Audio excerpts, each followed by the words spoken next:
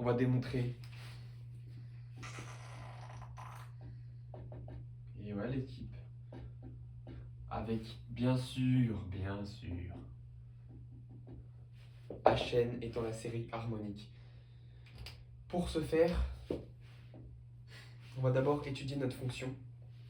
Donc, si vous ne savez pas ce que c'est la série harmonique,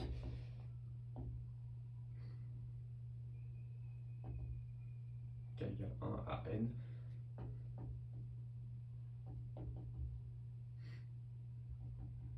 Je vais mettre une étoile. 1 sur K, donc c'est ça. Donc c'est Riemann, bref, t'as capté. Pour ce faire, on va utiliser l'enquête. On va d'abord montrer la continuité et tous les bails de la fonction 1 sur x, qui a x associé à 1 sur x. Continuité, positivité, décroissance. Et on va bien sûr, après, utiliser l'encadrement par les intégrales. Donc, dans un premier temps, soit pour tout x appartenant à R plus étoile, x qui associe 1 sur x. Enfin, c'est mieux ça de le mettre là, mais bon, parce que là je viens d'introduire mes bails de x. Elle est décroissante. On peut calculer la dérivée, mais bon, ça, wow, ça se voit. Cette petite neuille est décroissante, il faut faire attention.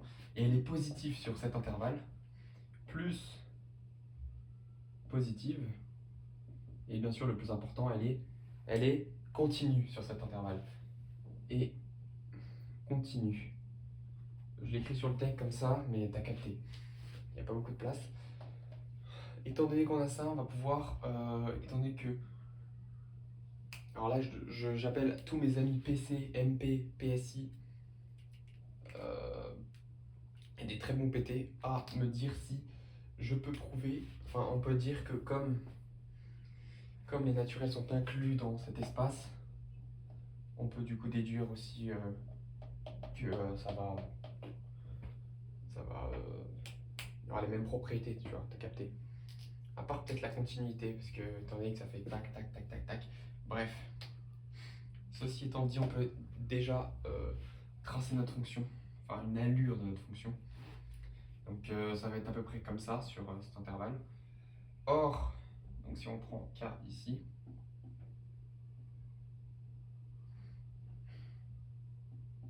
K plus 1, K moins 1. On sait donc, si on introduit un K appartenant à N, donc pour tout K appartenant à N, je vais plutôt mettre pour tout K appartenant à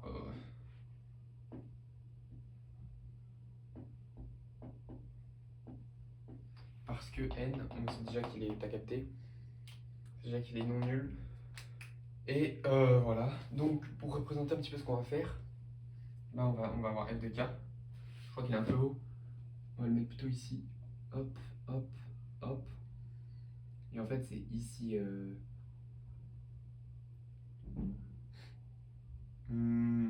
c'est la partie en fait qui est, c'est notre aire,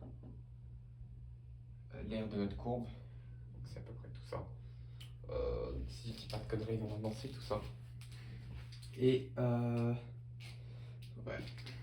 Si je dis pas de conneries, normalement c'est tout ça. Et il faut savoir que cette aire va être supérieure à celle-là, parce que la fonction décroît. Donc si on trace ici, donc si ça on note A1, ça A2, on verra que A1 est forcément supérieur à A2. Même si bon, c'est des scalaires vu que c'est une aire. C'est une aire avec des angles dénaturels, donc forcément ça va être une intégrale de ta capté. Non mais ça va être une intégrale de nombres d'entiers naturels. Donc ça va renvoyer un scalaire, un entier, un nombre. Bah, normalement ça renvoie un... Enfin ça dépend de la fonction. Mais ouais, normalement on doit avoir un entier naturel. Et ouais, on voit que cette aire là, elle est plus grande. On peut noter A3. L'aire entre K-1 et K. En fait il y a ce petit truc en plus ici Là, j'ai pas très bien représenté, mais si jamais c'est comme ça, bah il y a ça en plus, tu vois. Parce que c'est entre K plus 1, K moins 1 et K. Alors que ça, c'est juste f de K, en fait, c'est juste l'aire d'un carré, ça, enfin d'un rectangle. Donc, forcément, l'explication est un peu. Je compte sur tous les mecs chauds en maths pour me reprendre sur euh, mes bafouillements, mais ça m'entraîne pour les oraux des concours. Et oui. Donc, forcément, en gros, tu vas voir f de K fois 1, étant donné que c'est l'aire d'un rectangle, inférieur à l'intégrale de K moins 1 à K. Donc, cette fois-ci, pour tout K appartenant à N, enfin appartenant encore à ton intervalle, mais je vais plutôt mettre pour tout K de jusqu'à N. Comme ça, on va pouvoir directement passer à l'étape suivante. 1 sur T de l'intégrale de dt.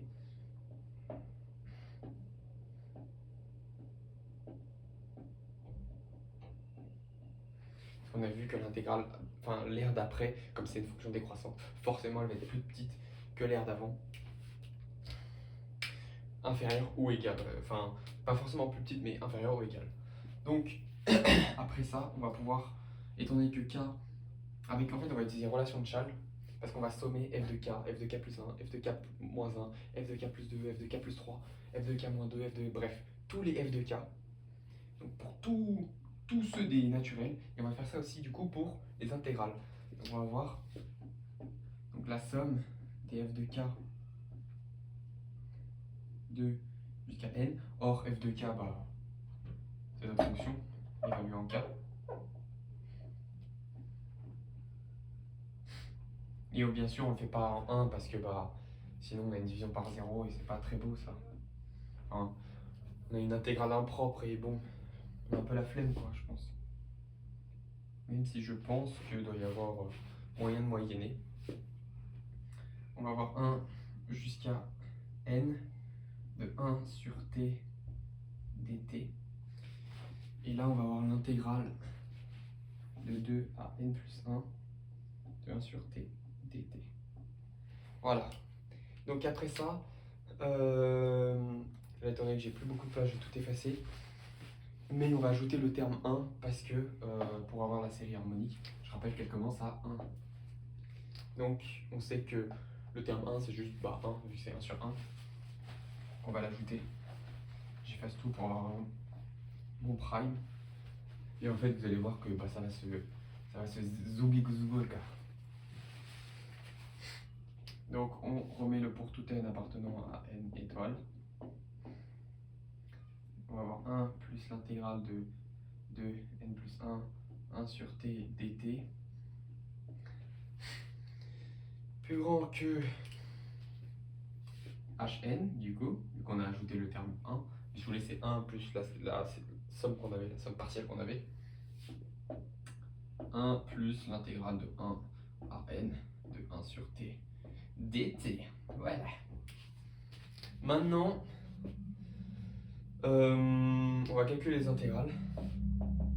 On sait que ça c'est ln. Ah tiens, ça se rapproche pas mal de ça. Hein. On retrouve du ln. Donc c'est parfait. Je fais une intégration immédiate, hein, nique sa mère. Il n'y a pas le temps d'avoir le temps.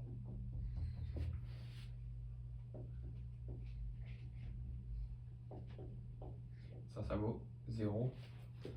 Donc il peut piner sa grand-mère, lui. Hop là. Le problème c'est que là, on peut rien dire sur les limites. Étant donné que normalement le théorème d'encadrement ne marche pas pour les intégrales en plus l'infini. Enfin, qu'est-ce que je raconte pour les limites en plus l'infini. Donc ce qu'on va faire, c'est qu'on va essayer de se ramener un équivalent et de trouver en fait que les deux bornes, leur limite c'est. Enfin, que les deux bornes ont la même limite qui est 1. En gros, que quand je ferai la limite de ça, je bidouillerai et je trouverai que la limite ici c'est 1 et la limite ici c'est 1. Et donc pour faire ça, on va diviser par ln de n. Donc, on va avoir hn sur ln de n. 1 sur ln de n plus 1. Et là, pareil, 1 sur ln de n plus ln de n plus 1 sur ln de n Ouais, ln de 2 sur ln de n. Bon, on voit pas, j'ai pas beaucoup de place, du coup ça ressemble à rien. Et il est un peu handicapé, ils sont un peu handicapés mes ln. Mais c'est pas grave, ils vivent bien, c'est le plus important. Ça, tu sais que ln de n plus 1 c'est équivalent à ln de n, donc forcément on aura, étant donné qu'on peut pas composer l'équivalent, mais on peut les diviser, on peut faire des opérations dessus. On va avoir 1 ici en fait. Là ça va tendre vers 0, 0, 0, 0, 0. Et donc, on va retrouver que hn, la limite de n tend vers plus l'infini de hn sur ln de n, égale 1. Donc, hn est équivalent à ln de n. Donc, elle va diverger forcément parce que tu connais le comportement de ln, mon gars. Voilà, petite démonstration de la série harmonique. Je pense que je vais enchaîner directement sur une démonstration des états de 3 convergent. Voilà.